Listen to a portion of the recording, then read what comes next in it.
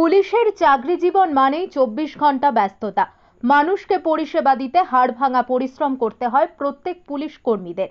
Training পিরিয়ডে শরীর সুস্থ থাকলেও চাকরি জীবনে পদার্পণ করতেই নিজেদের শরীরের আর খেয়াল রাখতে পারেন না পুলিশ আধিকারিক থেকে শুরু করে পুলিশ কর্মীরা। আর তার কারণে বিভিন্ন রোগে জর্জরিত হয়ে যান প্রত্যেকেই। এবার কিভাবে সহজ উপায়ে শরীরকে সুস্থ রাখা যায়, এই নিয়ে স্বাস্থ্য শিবির এবং প্রশিক্ষণের মাধ্যমে এক অন্য দিশা দেখালো ভারতবর্ষের সবচেয়ে প্রাচীন আদি প্রাকৃতিক চিকিৎসা পদ্ধতি আকুপ্রেশার প্রাণায়াম ফিজিওথেরাপির মধ্যে দিয়ে। যদিও হেলথ ইন্ডিয়া অর্গানাইজেশনের পক্ষ থেকে সোমবার নদিয়ার শান্তিপুর থানায় এই প্রশিক্ষণ শিবির করা হয়। এই প্রসঙ্গে সংস্থার আধিকারিকরা জানান, তারা সারা বছরই বিভিন্ন পুলিশ জেলার পুলিশ সুপারের সাথে আলোচনা করে তাদের অনুমতি নিয়ে প্রত্যেকটি থানায় এই স্বাস্থ্য প্রশিক্ষণ শিবির করে থাকেন। ঠিক তেমনি নদিয়ার রানাঘাট পুলিশ জেলার পুলিশ সুপারের সাথে কথা বলে তার নির্দেশ নিয়ে সোমবার এই প্রশিক্ষণ শিবির করা হয় শান্তিপুর থানায়। এই প্রশিক্ষণ শিবিরে উপস্থিত ছিলেন শান্তিপুর থানার ভারপ্রাপ্ত আধিকারিক সুব্রত মালাকার সহ এসআই, এএসআই ও অন্যান্য পুলিশ কর্মীরা। সংস্থার আধিকারিকরা এও জানিয়েছেন, একটু সময় খুঁজে বের করে যদি সঠিক পদ্ধতিতে শরীর চর্চা করা যায় তাহলে সহজেই বিভিন্ন রোগ নিরাময় হয়। তারাও চেষ্টা করছেন প্রত্যেকে যাতে সুস্থ থাকেন এবং ভালো থেকে তাদের কর্মজীবন সচ্ছলভাবে কাটাতে পারেন।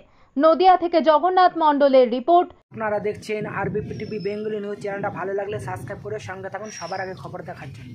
না, আজকে শান্তিপুর থানায় আজকে মূলত কিসের ওপরে এই স্বাস্থ্য শিবির করা হলো এবং কি কি জানানো হলো সবাইকে? আমার নাম স্বরূপ বিশ্বাস। আমরা বলুন। হ্যাঁ দাদা, মূলত আজকে শান্তিপুর থানায় কিসের প্রশিক্ষণ দেওয়া হলো স্বাস্থ্য শিবিরের ওপর এবং এই প্রশিক্ষণটা হলো ভারতবর্ষের সবথেকে প্রাচীন এবং আদি প্রাকৃতিক চিকিৎসা পদ্ধতি ন্যাচুরোপ্যাথি অ্যাকুপ্রেশার প্রাণায়াম ফিজিওথেরাপির ওপর, যেটা কিছু প্রাণায়ামের মাধ্যমে, কিছু ন্যাচুরোপ্যাথি ব্যায়ামের মাধ্যমে, আকুপ্রেশার কিছু পয়েন্টকে অ্যাক্টিভেট করে এবং ফিজিওথেরাপি কিছু ব্যায়ামের মাধ্যমে আমরা শরীরকে কীভাবে সুস্থ রাখতে পারি, নিরোগ রাখতে পারি এবং নার্ভের প্রবলেমগুলোকে আস্তে আস্তে কীভাবে ঠিক করতে পারি, তার উপর আমাদের এই ক্লাস। এটা মূলত কেন করা হলো বা কাদের উদ্যোগে করা হলো? দেখুন, বছরে একটা দিন আমরা 21 জুন যোগা ডে পালন করি।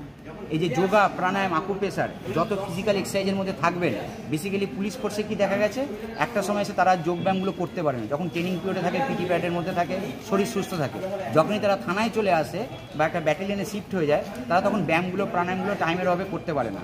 এই জন্যই আমাদের এই ক্লাসটা এসপি সাহেবের পারমিশনে প্রত্যেকটা থানাতে হচ্ছে এবং প্রত্যেকটা একটা পুলিশ লাইনেও আমরা কতটা উদ্যোগ দেখতে পাবো। খুব দারুণ জিনিস এটা, সবাই যদি একটু নিয়মিত এটা প্র্যাকটিস করতে পারে খুব ভালো জিনিস। আর সব থেকে বড় কথা, এটা হচ্ছে খালি পায়ে চলার সাবস্টিটিউট। বর্তমানে আমরা ভয় হয়তো খালি পায়ে চলি না, কারণ অনেক রকম হার্মফুল ব্যাপার হতে পারে, ডাক্তাররা যেটা বলে। কিন্তু আমরা বলি, পারলে পরিষ্কার জায়গা থেকে একটু খালি পায়ে হাঁটুন। খালি পায়ে হাঁটলে কী হয়, নেচারের তরফ থেকে আমরা অনেক রকম ফায়দা পাই, যেটা গ্রামের মানুষরা পায়। দেখবেন ওদের যে রেজিস্ট্রেশন পাওয়ার, ইমিউনিটি পাওয়ার যতটা বেশি, আমাদের শহরের মানুষের বা ডিফেন্সের লোকের অতটা। আমরা দেখতে পেলাম এখানে একাধিক কিন্তু পুলিশ অফিসার, পুলিশ আধিকারিক ছিলেন, তারা কিন্তু সদস্য কিন্তু আপনার কথা শুনছিলেন। কতটা তাদের মধ্যে উদ্যোগী দেখতে পেলেন? খুব ভালো উদ্যোগ। প্রত্যেকটা পুলিশে আমরা থানাতে প্রোগ্রাম দিচ্ছি, খুব ভালো উদ্যোগ। আচ্ছা, আপনারা কি কোনো সংগঠনের তরফ থেকে? আমরা হেলথ ইন্ডিয়া একটা অর্গানাইজেশন থেকে এসেছি, এনজিও। এবং রানাঘাট পুলিশ জেলার সাথে কি আপনাদের সামঞ্জস্য না? আমরা প্রত্যেকটা এসপি অফিসে যাই, বড় সাহেবের সঙ্গে কথা বলি। স্যার যদি এগ্রি করেন যে হ্যাঁ আমাদের থানায় সময় আছে, এটা করতে পারবো, তখন ওরা এগ্রি করলে আমরা এখনো পর্যন্ত রানাঘাট পুলিশ জেলায় কলকাতা পুলিশে 86টা থানা করেছি, 26টা ট্রাফিক গার্ড করেছি, বনগা করেছি, বারাসাত কমিশনারেট করেছি, আপনার হাওড়া কমিশনারেট করেছি, ব্যারাকপুর কমিশনারেট করেছি। এখন আমাদের এটা চলছে। এখনো পর্যন্ত কতগুলো রানাঘাট পিটিতে করেছে? এখনো পর্যন্ত 5টা থানা কমপ্লিট করেছি আজকে নিয়ে। কি নাম আপনার? স্বরূপ বিশ্বাস। আপনি কোন দায়িত্বে আছেন? আমি এখানকার সিনিয়র ম্যানেজার।